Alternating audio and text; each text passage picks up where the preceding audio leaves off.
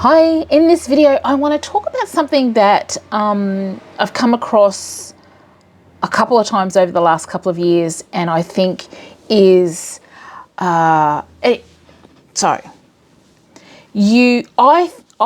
argue and have been arguing for a while that there is a lot of entrepreneurial activity in lots of different communities. And by entrepreneurial I mean like someone who's having a go, thinking about how they can fill a need or solve a problem. So there's a lot of very entrepreneurially minded folks in communities, all over everywhere.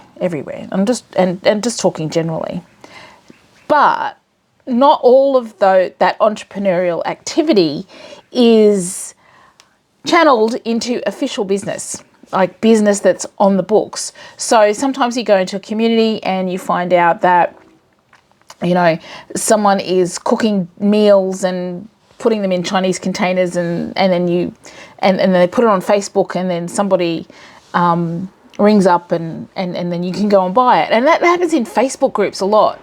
Here in Brisbane, you know, someone's cooking dumplings and they're really good at it, and so they cook a bunch of dumplings and you just go there and you buy them. So it's kind of unofficial and off the books.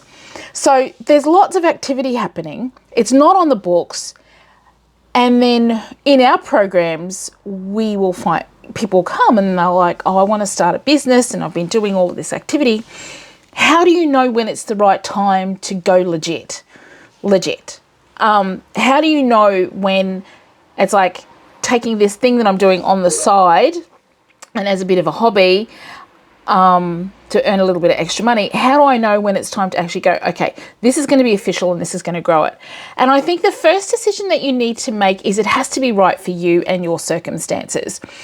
So we did meet one older lady in a community who wanted to turn her craft into a business.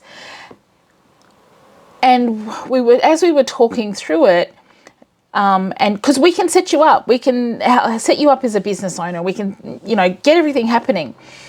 But the question was she prepared for it? She didn't have regular internet access. She literally only ever had a phone.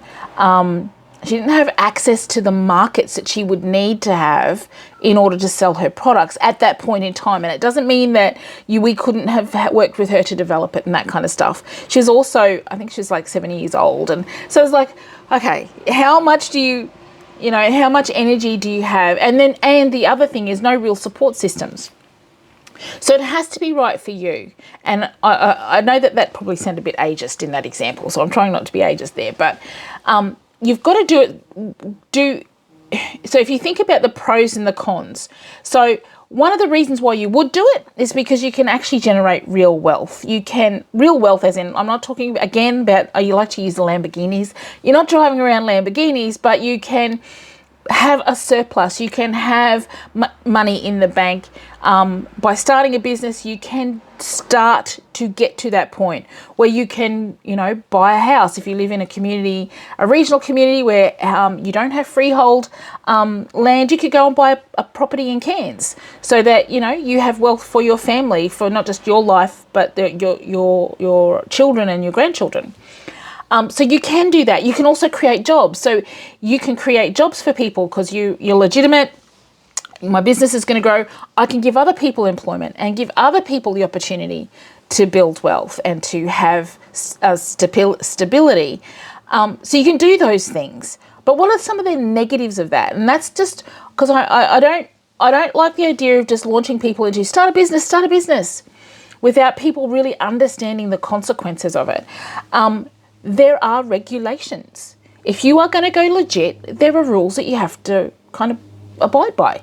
There are taxes. You've got to do taxes. You've got to, if your business involves any kind of form of risk, you have to have insurance. And that costs a lot. That can cost a lot of money.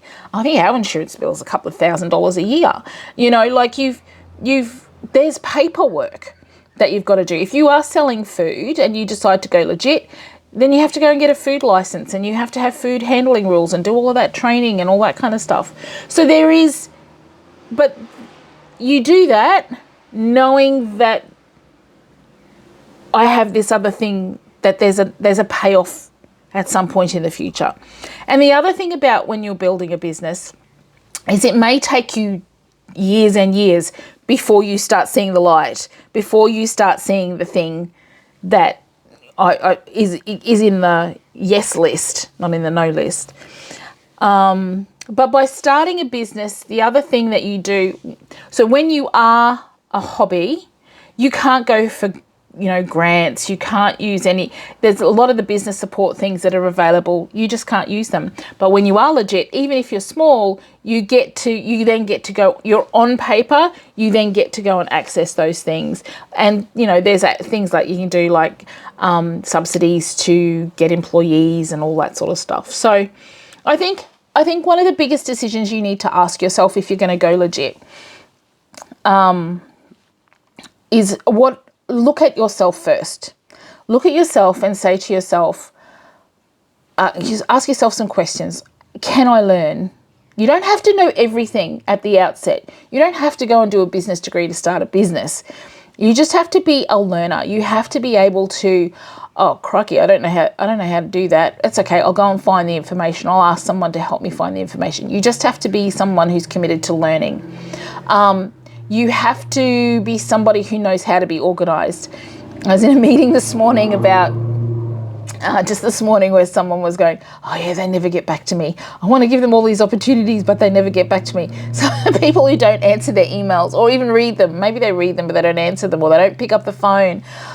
So frustrating. And I know there are people who will watch this video and go, yeah, but Lisa, you don't do that too. It's like, yeah, I don't do it all the time, but I do it enough to have built a business. You need to answer your emails. You need to have a degree of organization and an ability to do some administrative stuff. You've got to be able to fill in forms, or if you can't fill in the forms now, be willing to learn, or have people around you that can say, can you help me do this? And there are lots of different support programs out there that are about helping people go from being just a hobby thing on the side to what we would call nano or micro. So nanos, micro, small. So a small business by definition is one that's, you can be doing $10 million a year and still be a small business. So small is very big, can be very big, can be big in our mind. So nanos and micro businesses, so there are lots of support programs out there that you can access that will help you get to that point where you are actually doing the big thing that you want to, the big goal, which is to generate wealth. And I would encourage, particularly if you are in regional Queensland and regional North Queensland, is say to yourself, well, what would I like? I would like to buy a house in Cairns or Townsville. You may not ever live there, but you could rent it out. It might be a place where your children and your grandchildren, a piece of property that your children or your grandchildren can live in, in 10, 20 years time, or a place that they can go live while they go to university or get training, and then they come back to the community. But imagine having a piece of property like that. So I think there are definitely payoffs and definitely things that you can do. But I would caution, don't just sign up to be in business because lots of people are telling you. You need to look at yourself first. The other thing, and I think the other thing that's really important, is actually go and talk to people. Go and talk to people and realize there's a whole bunch of stuff that you don't know, but you talk to people who have done it or who are doing it, who are trying it, and talk to people about all of the different things that you need to be in business. So that's just my little video.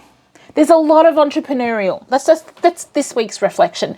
There is a lot of entrepreneurial activity out and about in communities. Sometimes we can't see it because you have to kind of know that it's there, and you find out about it on things like Facebook and stuff.